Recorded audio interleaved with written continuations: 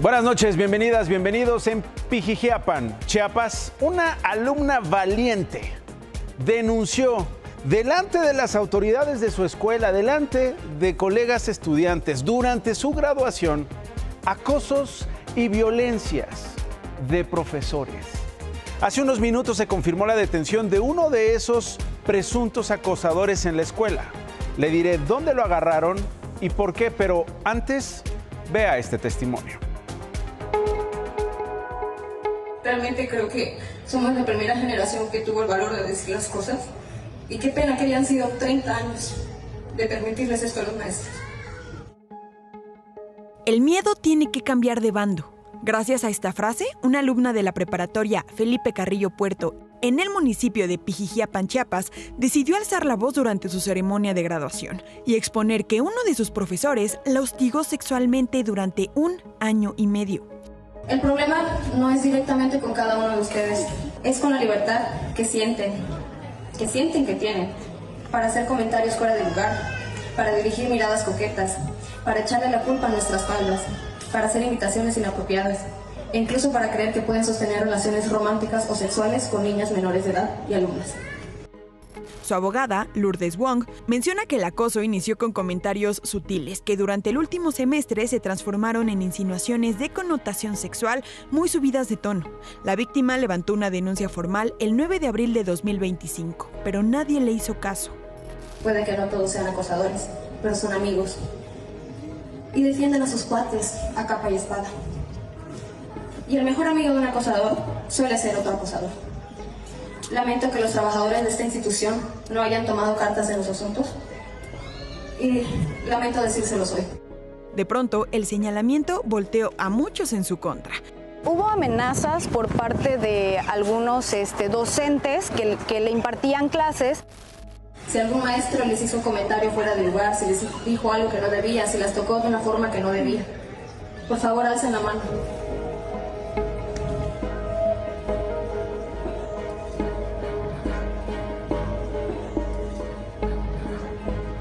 Muchas veces el miedo nos frena, incluso de alzar la mano. Nadie quiere ser señalado. Muchas gracias.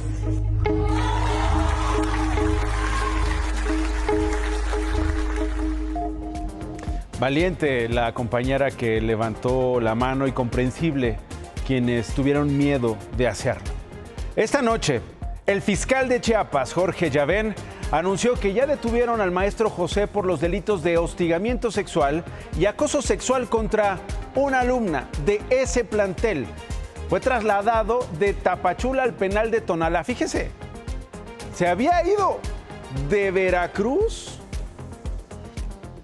La distancia hasta Chiapas es considerable y fue la que recorrió para huir de las autoridades después de los señalamientos de esta alumna. Según el fiscal, hay más víctimas que van a denunciar en las próximas horas. Ojalá que la valentía de este estudiante se honre sin impunidad. Comenzamos.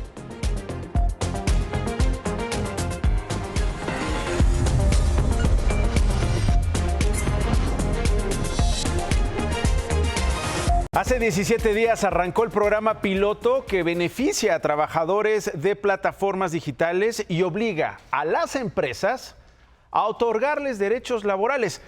No se los daban a las trabajadoras y a los trabajadores, no tenían derechos laborales. Uber informó que aumentará 7% los precios de sus viajes bajo el argumento de que así protegerán las ganancias actuales de los conductores. Ese 7%, en realidad, se lo van a cobrar a usted, a los usuarios. La casa no pierde. ¿Usted qué dice? Desafortunadamente va a pegar también en el bolsillo del usuario. Al final ellos son la empresa, ellos deberían respaldar a sus trabajadores y no nosotros como consumidores. Si vemos realmente que va a haber una mejora en cuanto al servicio, pues creo que está justificado, pero si no, no tiene mucho sentido. Y los conductores tampoco están de acuerdo. En términos de quién iba a cubrir esto, Jamás la empresa dijo que iba a trasladarlo a los conductores ni a los usuarios, pero nosotros justamente pensamos que son obligaciones patronales que deben de cubrir las empresas y no los usuarios ni los conductores. ¿Qué más? Bueno, la Secretaría de Trabajo y Previsión Social, por su parte, condenó este aumento, asegurando que las plataformas se comprometieron a no incrementar sus tarifas, mucho menos a trasladarle a los usuarios lo que ellas tienen que asumir. Aunque no mencionaron sanciones contra Uber, informaron que la Procuraduría Federal del Consumidor ha desplegado operativos para vigilar y castigar cualquier política tarifaria irregular o injustificada. Si usted la ve, si usted la está padeciendo, si a usted se la están cobrando, denuncia.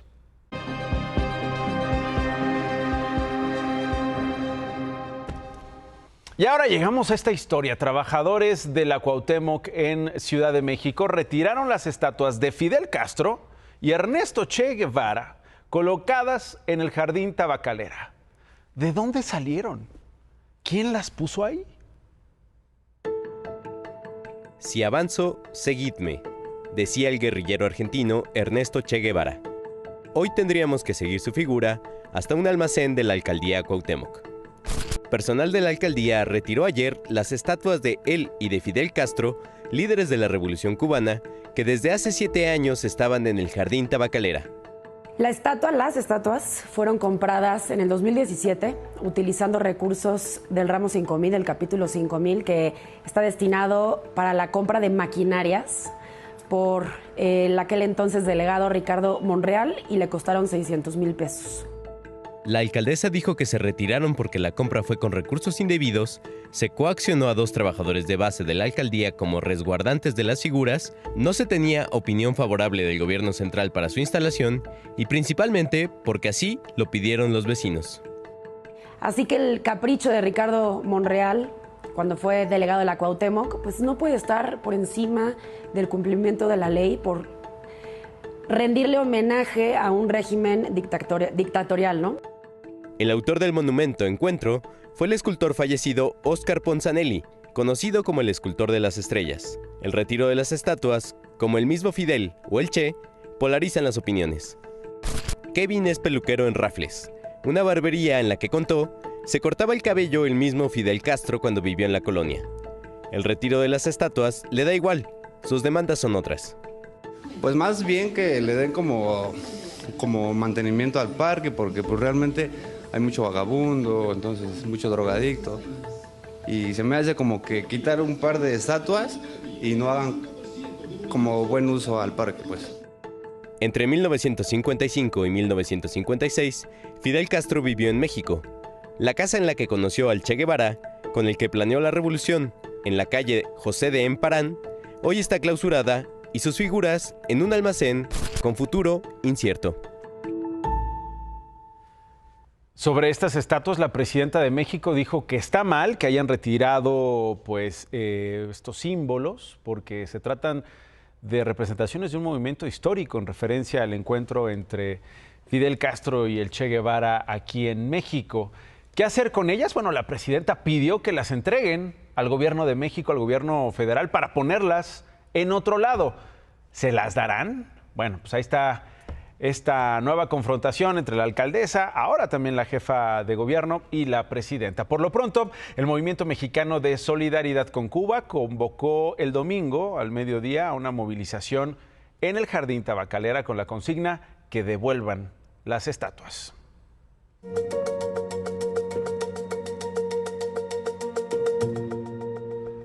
Pregunta, ¿ya se alistó para las vacaciones de verano? Si piensa ir a una playa, saque de su lista los nombres de los destinos que le voy a presentar, porque la Comisión Federal para la Protección contra Riesgos Sanitarios, la COFEPRIS, dio a conocer cuáles son los estados con más playas contaminadas. En total, 289.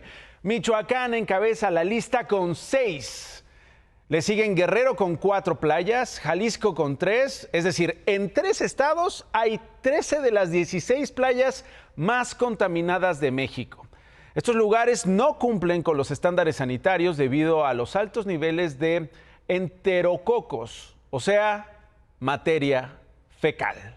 Ahora bien, el límite permitido de enterococos entre los que se puede nadar es de 200 por cada 100 mililitros. Pero la playa más contaminada en México superó eso. Es la playa Nexpa en el municipio de Aquila, en Michoacán. Fíjese, tiene 3,785 enterococos por cada 100 mililitros. La segunda playa más contaminada es Caleta de Campos, en Lázaro Cárdenas. Tiene más de 1,600 enterococos por cada 100 mililitros. Y Playa Boca de Apisa, también en Michoacán, es la tercera más contaminada, 857 enterococos por cada 100 mililitros. Estas son las playas menos aptas para los vacacionistas. Ahora, ¿cuáles son los riesgos de meterse a esas playas? Las autoridades sanitarias advierten que pueden causar infecciones gastrointestinales, dermatológicas y hasta respiratorias, sobre todo en niños y adultos mayores. Así que tenga cuidado, por favor. Por eso la recomendación es no tener contacto directo. Y en otros asuntos, la Comisión Nacional de Honestidad y Justicia de Morena ha suspendido los derechos partidarios de Hernán Bermúdez Requena, el que fuera secretario de Seguridad de Adán Augusto López en Tabasco cuando él, hoy jefe de los senadores en la Cámara Alta, era gobernador. Bueno, pues su secretario de Seguridad esta noche continúa prófugo de la justicia. Se le acusa de liderar la organización criminal de La Barredora. Estaba para proteger a los tabasqueños, a las tabasqueñas. Bueno, le acusan de ser líder de La Barredora. Esta decisión de Morena es el primer paso, dicen, para expulsar del partido a Bermúdez Requena, quien comenzó a militar ahí desde el 2023. De su ex jefe, López Hernández, no sabemos nada, no se sabe nada. No ha declarado, de hecho, nada. La Fiscalía, en todo caso, con las investigaciones, tendría que ver si hay algo que demuestre que hubo algo relacionado con Adán Augusto. Nosotros no cubrimos a nadie, pero tiene que haber pruebas. Yo no les doy instrucciones para sal a declarar, haz esto. Él tiene su propia estrategia de si comunica o no se comunica.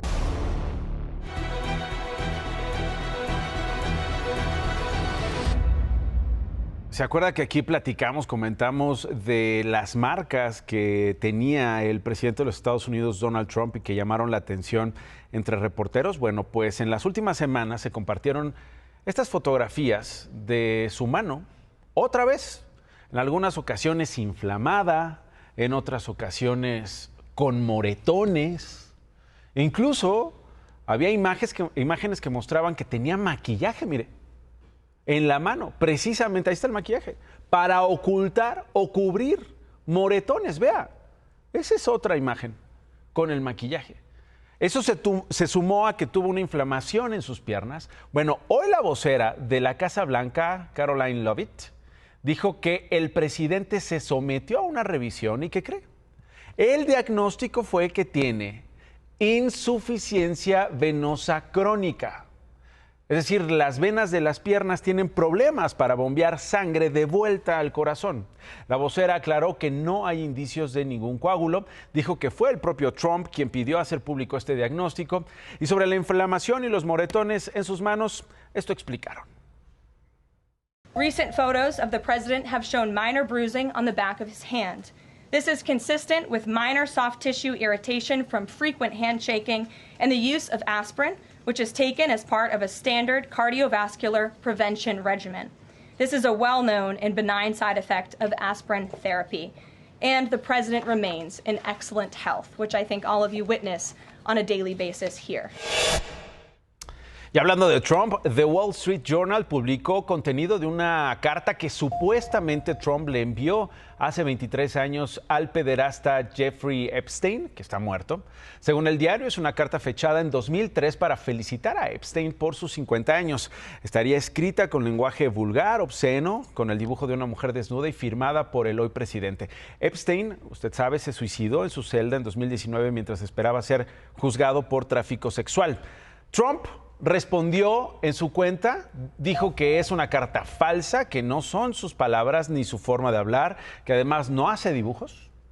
Trump advirtió que va a demandar a The Wall Street Journal y a su dueño Rupert Murdoch. El vicepresidente J.D. Vance se sumó a las críticas y en su cuenta de X calificó la publicación como una completa y absoluta basura. Utilizó otra palabra que tiene usted ahí en su pantalla. También cuestionó que difundieran supuestos fragmentos, pero no se publica la carta. Los simpatizantes más radicales del presidente han pedido por años que se difundan los documentos sobre el caso Epstein. Creen en una teoría sobre la existencia de una lista de clientes famosos en los que este pederasta chantajeaba y que formarían parte de su red de tráfico sexual. Trump había ignorado el caso desde que empezó su gobierno y le había incluso molestado este tipo de presiones en los últimos días. Hasta que esta noche le ordenó la fiscal Pam Bondi a la dependencia que ella dirige, divulgar los textos del jurado que acusa a Epstein. La fiscal respondió que mañana mismo pedirán al tribunal que se hagan públicas las transcripciones de los testimonios de este gran jurado que acusó formalmente a Epstein. Anoche le presenté las duras declaraciones de Trump sobre México y sus autoridades. Quiero seguir en el tema porque habló sobre el control de los cárteles del narcotráfico, sobre gobiernos mexicanos o sobre algunos personajes en México. Eso fue lo que dijo el presidente de los Estados Unidos. Bueno, hoy la presidenta de México le respondió así. We are delivering another defeat for the savage drug smugglers and criminals and the cartels. ¿Cuántos detenidos vemos nosotros en Estados Unidos relacionado con tráfico de fentanilo o tráfico de armas a México? Pues es poco. The Mexican authorities are petrified. They're petrified to show up at their office. Pues no, creo que no. Él puede hablar. Pues y nosotros contestamos, pero no nos queremos pelear. Polemizar públicamente sobre al tú por tú no nos ayuda.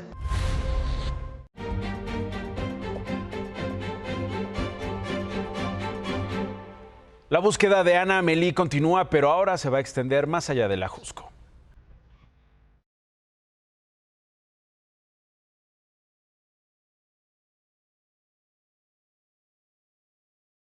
Los brigadistas recorrieron ya todo el Ajusco y no encontraron a Amelí.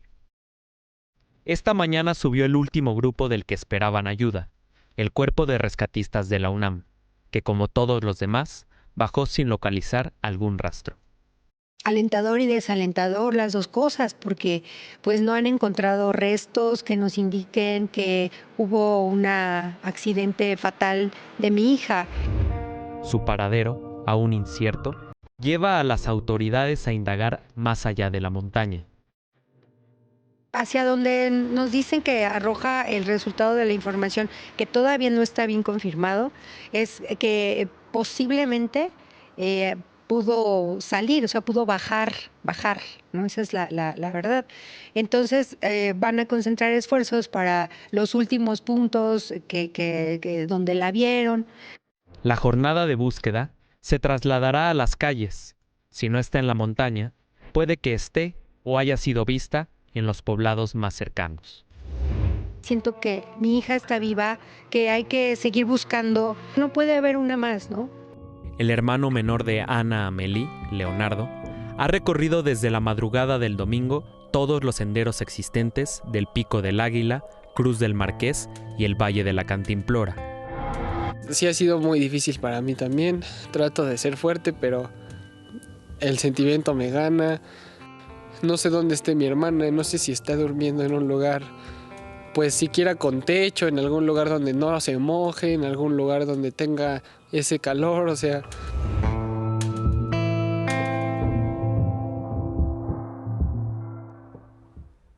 Y ahora le actualizo este caso del que le conté la semana pasada en San José Iturbide, Guanajuato.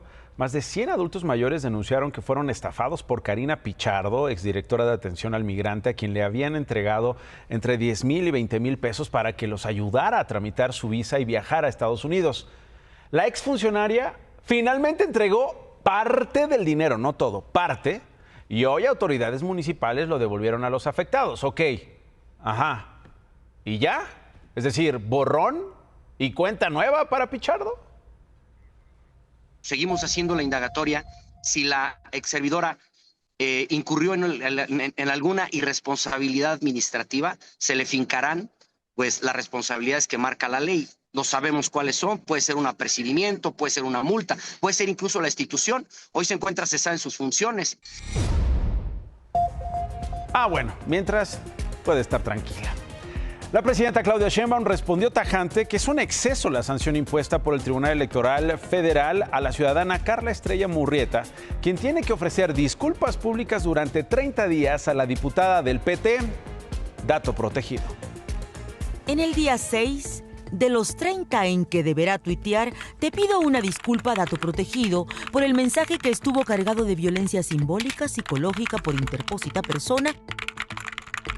Carla Estrella Murrieta recibió la opinión presidencial sobre su caso como una buena noticia. Es un exceso. El poder es humildad, no es soberbia. Entonces no está bien esta exigencia de que por 30 días te disculpes. Creo que es un tema que a todo México le preocupa, ¿no? Que sea algo que empiece a ocurrir, que se haga costumbre, ¿no? Que los ciudadanos no podamos emitir una opinión. Espero que sí, que los magistrados, quienes toman las decisiones, pues sean un poquito más conscientes de la asimetría que hay, ¿no? Entre los ciudadanos y los políticos. Me parece injusto, me parece excesivo. Cumplirá con la sentencia y el curso de género que el Tribunal Electoral le impuso por un tuit en el que atribuyó la candidatura de la ahora diputada del PT, Diana Karina Barreras, a gestiones de su esposo, el morenista Sergio Gutiérrez Luna, presidente de la mesa directiva de la Cámara. Pero dice no arrepentirse de lo que describió.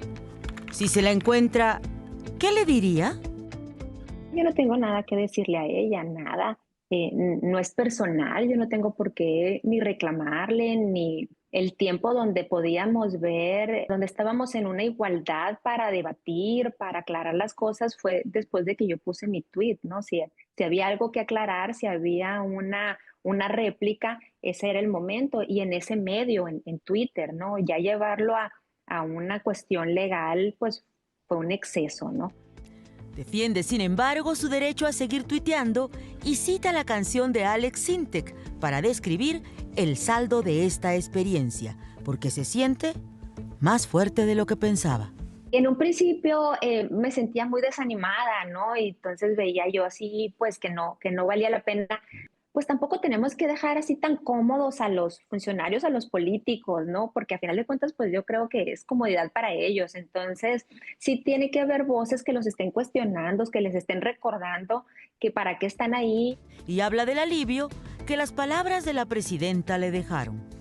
Yo se lo agradezco, por supuesto, y que haya llamado pues a los magistrados, a todas las personas que revisan y que hacen las leyes y que las ejecutan a ser más conscientes, ¿no? Acerca del poder que tienen, ¿no? Y que los ciudadanos, pues a final de cuentas, tenemos ese derecho de cuestionar, de preguntar y sin miedo, ¿no? 2025 y estos casos. Más noticias en 50. Ricardo Eleno Sánchez Quintero, jefe del escuadrón motorizado de la Policía Municipal de Culiacán, fue asesinado a balazos. Es el segundo comandante acribillado en menos de 24 horas en la capital de Sinaloa. Autoridades federales desmantelaron un narcolaboratorio en el poblado de Abuya, Sinaloa, y aseguraron 950 kilogramos de metanfetamina, precursores químicos, líquidos y sólidos, valuados en 81 millones de pesos. Hombres armados robaron de un depósito vehicular en Jalisco la góndola del Grupo Basís, en la que trasladaban concentrado de oro y plata, que también fue hurtado. El presidente de Brasil, Luis Ignacio Lula da Silva, reiteró que negociará los aranceles del 50% impuestos por Estados Unidos, pero aclaró que no será un gringo el que le dé órdenes a su país.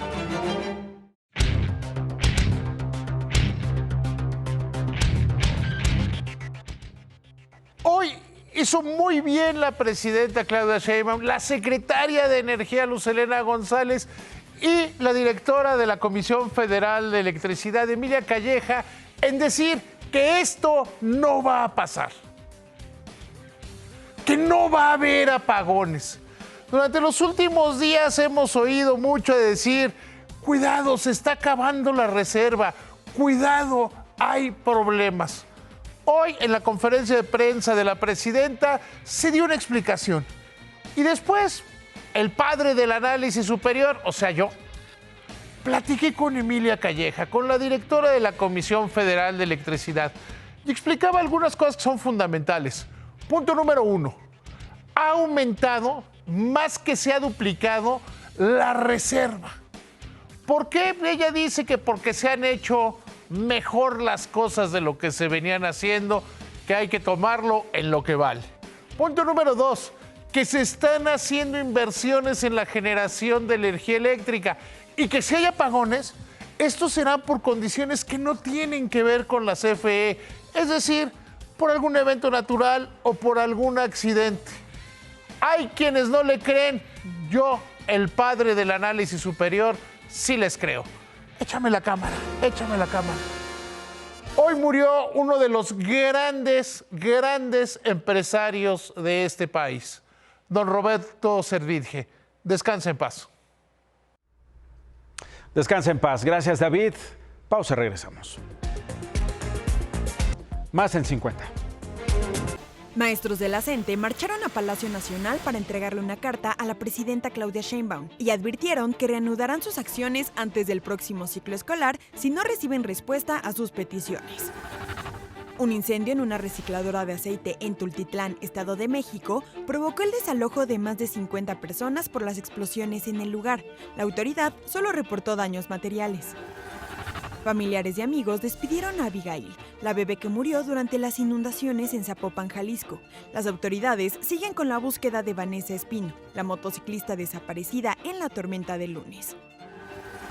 La Fiscalía de Chiapas detuvo a una mujer que habría pagado 25,000 pesos a un menor de edad para ejecutar a su expareja, un curandero tradicional de la comunidad tzotzil de Sinacantán.